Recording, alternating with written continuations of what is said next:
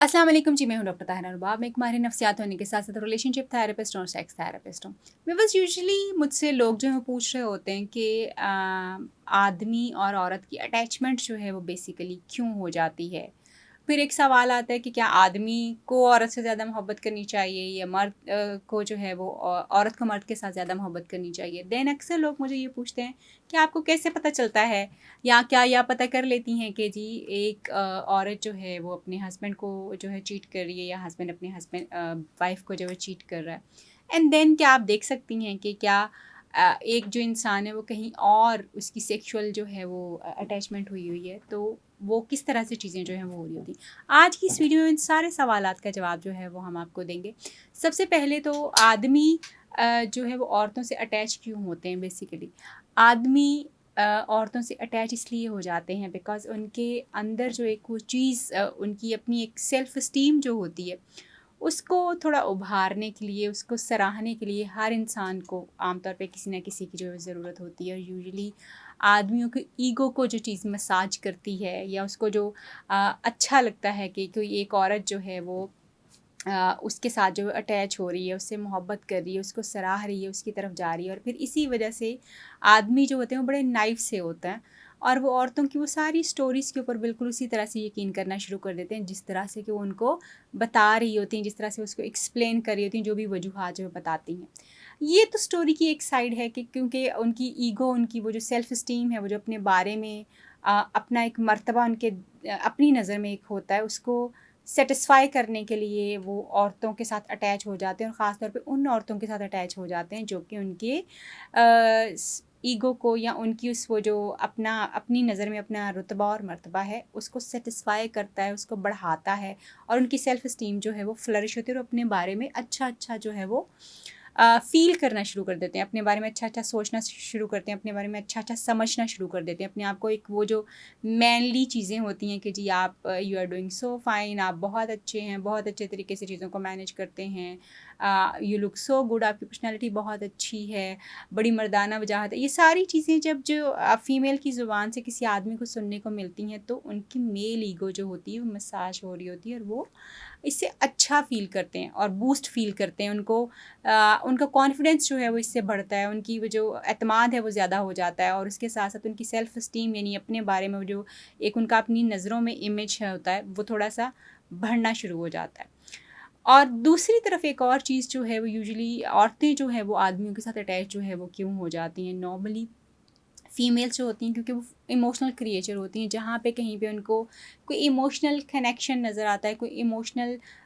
जो जज्बाती एक राब्ता या जज्बाती सेटिस्फेक्शन कहीं पे महसूस होती है, वो उस आदमी के साथ जो है वो अटैच होना शुरू हो जाती हैं। और आदमी क्योंकि औरत की इस चीज़ को बड़े अच्छे तरीके से समझते हैं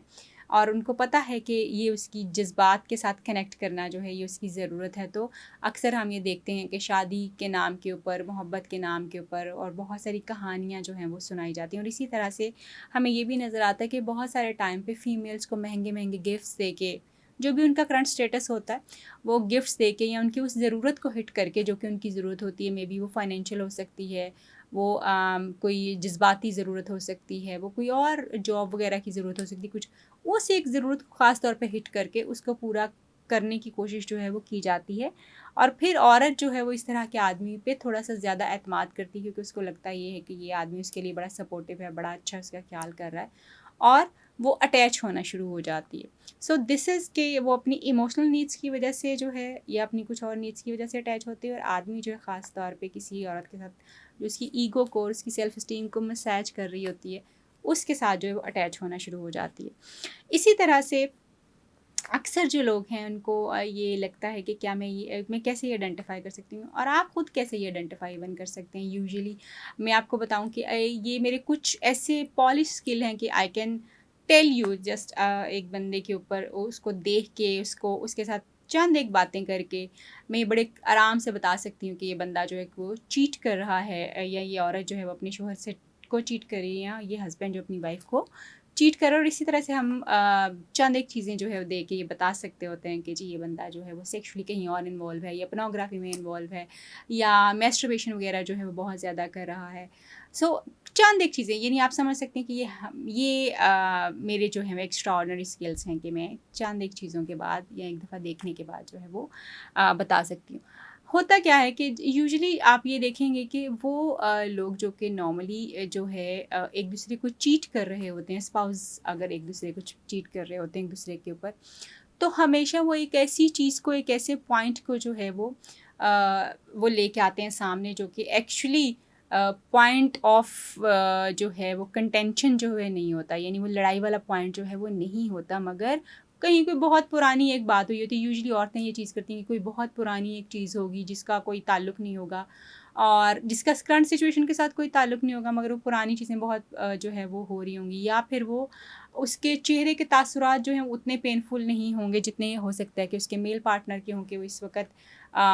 ताल्लुक़ जो है बहुत ख़तरनाक स्टेज के ऊपर जा चुका हुआ है और आपके लिए उतनी चीज़ें, आपका इंटरेस्ट उस चीज़ के बारे में उतना ज़्यादा नहीं होता, उस रिलेशनशिप को बनाने के ऊपर इतना ज़्यादा नहीं होता, आपके चेहरे के एक्सप्रेशंस जो हैं बड़े फ्लैट से होते हैं कि आप यू लुक सो डिसइंटरेस्टेड, यानी आप उसमें जो है बिल्कुल भी उस चीज़, उस मामले को जो कि रिलेशनशिप को इस नहज पे लेके आया कि अब ताल्लुक़ जो ख़त्म होने की तरफ जा रहा है या फिर चीटिंग वाली चीज़ें जो हैं वो हो रही हैं, तो लोग यूजुअली जो है वो अपने करंट पार्टनर में बहुत ही आपको डिसइंटरेस्टेड से, यानी उनमें उनको कोई दिलचस्पी जो है वो नज़र नहीं आ रही होती, और पुराने पुराने मामला, छोटी छोटी बातें सामने लेके आ रहे होंगे कि जी उसने मुझे ये कहा था इस वक्त, उसने मुझे उस वक्त ये कहा था। नॉर्मली होता क्या है भला, जब जब भी कोई इंसान आपसे डिटैच हो रहा होता है या आपको छोड़ के आगे मूव करने की कोशिश करता है, तो ये नहीं होता कि ये जो डिटैचमेंट है या ये जो रिलेशनशिप जो है वो ख़त्म होना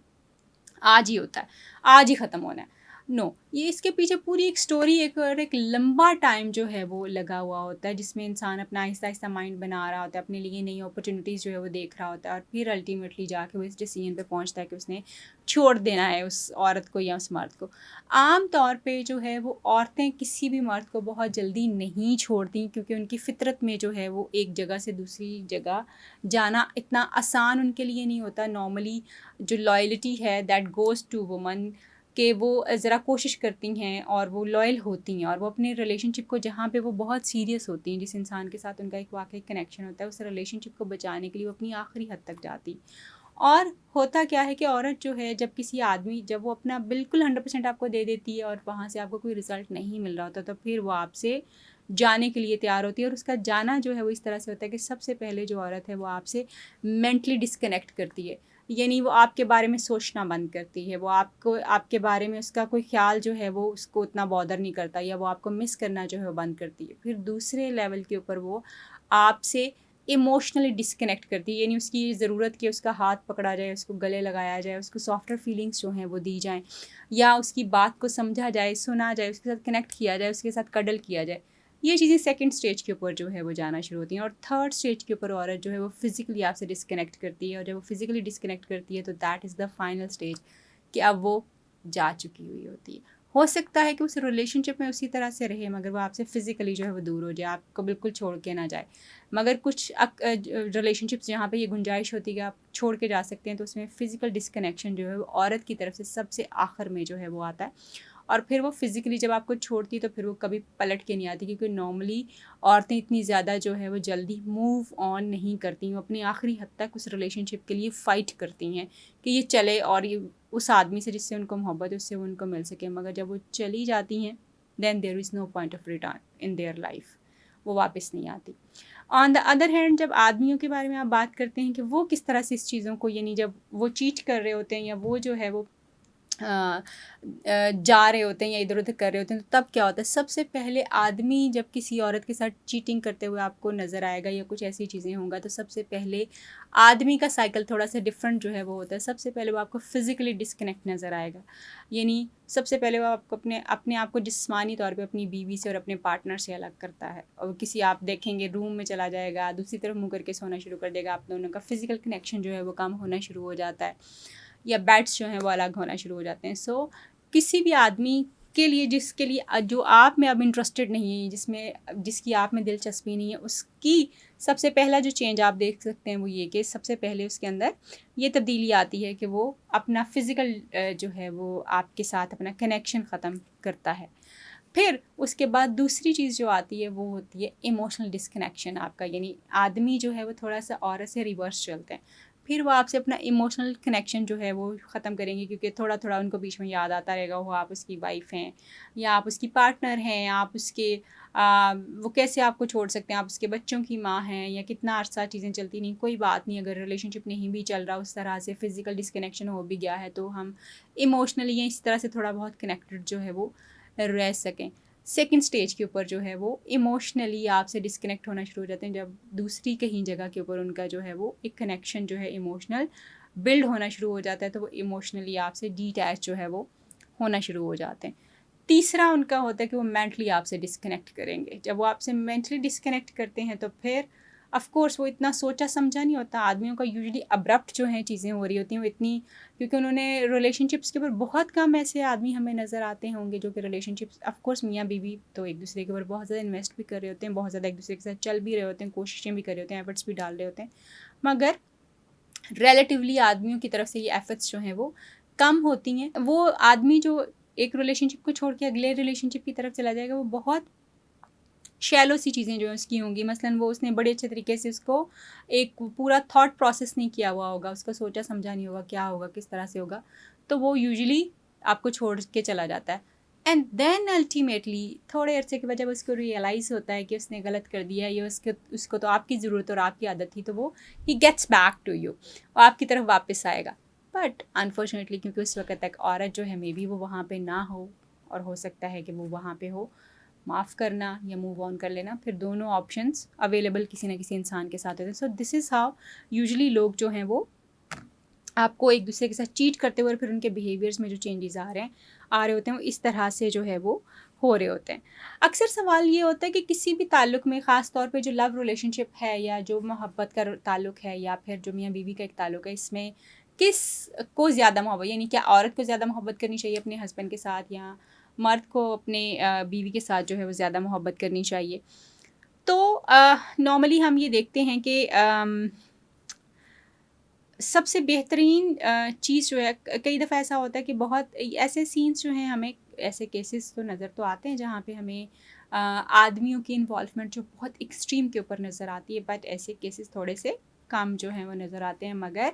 जहाँ पे फ़ीमेल्स की इन्वॉल्वमेंट जो है वो ज़्यादा होती है, वो केसेस जो हैं वो हमें ज़्यादा नज़र आ रहे होते हैं। But let me tell you कि एक रिलेशनशिप में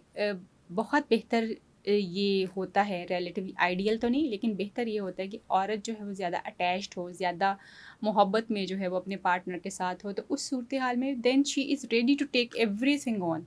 यानी वो हर चीज़ को जो है वो हैंडल करने की, उसमें से गुजरने की कोशिश जो है वो करती है, और उसको मैनेज करने की कोशिश करती है, उसको ओन करती है, and she goes to the end. लेकिन अगर आदमी जो है वो ज़्यादा इन्वॉल्व हुआ हो और फीमेल जो है वो उतनी ज़्यादा इन्वॉल्व ना हो, तो वो रिलेशनशिप यूजुअली जो है वो उतने अच्छे सर्वाइव नहीं कर पाते, बिकॉज़ वो आदमी की जो अपनी एक मैस्कुलिन रिस्पेक्ट होती है वो यूजुअली नीचे जाना शुरू हो जाती है ऐसे रिलेशनशिप्स में, और फिर वो वायबल उतना ज़्यादा रिलेशनशिप नहीं रहता और वो ख़त्म हो जाता है। बट व्हेन वी से दिस कि किसको ज़्यादा मोहब्बत करनी चाहिए, कौन ज़्यादा इन्वॉल्व होना चाहिए, तो सबसे ज़्यादा जो बेहतरीन एक आइडियल सिचुएशन है कि दोनों को ही इक्वली एक दूसरे के साथ जो है इन्वॉल्व होना चाहिए, इक्वली जो है मोहब्बत होनी चाहिए, ताकि रिलेशनशिप जो है वो इक्वालिटी की बेस के ऊपर, विदाउट कॉम्प्रोमाइज़ और विदाउट रियलाइजिंग दिस, यानी ये सोचे बगैर ही रिलेशनशिप जो है, ताल्लुक जो है बन जाए कि जी मैं कम कर रहा हूँ, ये कम कर रहा है, ये ज़्यादा कर रहा है, वो ज़्यादा कर रहा है, ये चीज़ें जो है वो रिलेशनशिप में ना आए तो ज़्यादा बेहतर जो है वो होता है। यूजुअली लोग ये भी सवाल करते हैं कि किस तरह से जो है वो, यानी हम अगर पार्टनर अपने लिए ढूंढ रहे हों तो वो क्या चीज़ें जो हैं वो हमें देखना बहुत ज़्यादा ज़रूरी जो है वो है। हम देखते हैं कि बहुत सारे लोग जो हैं वो बहुत अच्छे होते हैं, एक दूसरे के साथ इमोशनली अवेलेबल भी होते हैं, एक दूसरे के साथ जो है वो फ़िज़िकल उनकी जो है वो भी इन्वॉल्वमेंट भी होती है, बहुत ज़्यादा जो है वो एक दूसरे के साथ बैठे हुए होते हैं। बट बहुत ज़्यादा इंपॉर्टेंट चीज़ जो किसी भी रिलेशनशिप में हमें नज़र आती है वो आपका इमोशनली अवेलेबल होना और आपका फ़िज़िकली अवेलेबल जो है वो होना होता है। किसी भी रिलेशनशिप को जो चीज़ खूबसूरत बनाती है वो है आपकी अवेलेबिलिटी, यानी उस इंसान के लिए मौजूद होना जिस इंसान को आपसे मोहब्बत है, जिससे आपको मोहब्बत है। सिर्फ बातों में नहीं, एक्चुअल आप इमोशनली यानी जज्बाती तौर पे भी उस बंदे के लिए दस्तयाब हों और जिस्मानी तौर पे भी उस बंदे के लिए दस्तयाब हों, ताकि उसको जब आपकी ज़रूरत हो तो आप उसके पास, उसको ये यकीन हो कि जब उसको ज़रूरत होगी आप उसके पास जो हैं वो मौजूद होंगे। इसी तरह से हम देखते हैं कि सब कुछ बहुत अच्छा जो है चल रहा होता है, मगर समटाइम्स इनकंसिस्टेंसी जो है वो हमें नज़र आना शुरू हो जाती है। समटाइम्स हमें नज़र आता है कि एक बंदा जो है वो घोस्टिंग स्टार्ट कर देता है। वो आपकी उससे बात हो रही होती है और एकदम गायब हो जाता है, बात हो रही होती है और एकदम गायब हो जाता है। तो नॉर्मली इस तरह के जो पैटर्न्स होते हैं वो ख़ास तौर पे उन लोगों में हम देख सकते हैं जहाँ पे लोग बहुत ज़्यादा इनसिक्योर जो है वो फ़ील कर रहे होते हैं, यानी उनका चाइल्डहुड जो उनका बचपन जो है वो बहुत ही एक गैर यकीनी सी सूरत हाल और बड़ा ही कोई पेनफुल और बड़ा अच्छा जो है वो नहीं गुजरा हुआ होता, या बड़ा कंट्रोलिंग जो है वो रहा होता है, यानी उनको सही तरह से कंट्रोल जो है उनके ऊपर एक्सरसाइज किया गया हुआ होता है या उनको कंट्रोल में रखा गया होता है। तो ऐसे लोग जो यूजुअली आपको एकदम से अटैच होते हैं और फिर डिटैच होते हुए जो है वो नज़र आना शुरू हो जाते हैं।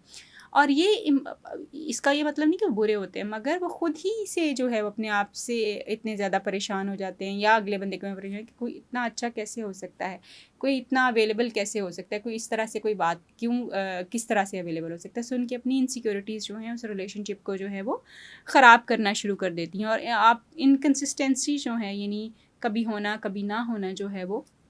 रिलेशनशिप के ऊपर एक नेगेटिव जो है वो अवे कर देती है, उसको इफ़ेक्ट करती है। नॉर्मली लोग ये कहते हैं कि जी एक इंसान के लिए हमारा अवेलेबल होना, 24 आवर्स अवेलेबल होना भी शायद हमारी वैल्यू को जो है वो कम कर देता है, या हमारी जो इम्पोर्टेंस जो है वो कम हो जाती है। लेट मी टेल यू कि जी ऐसा जो है वो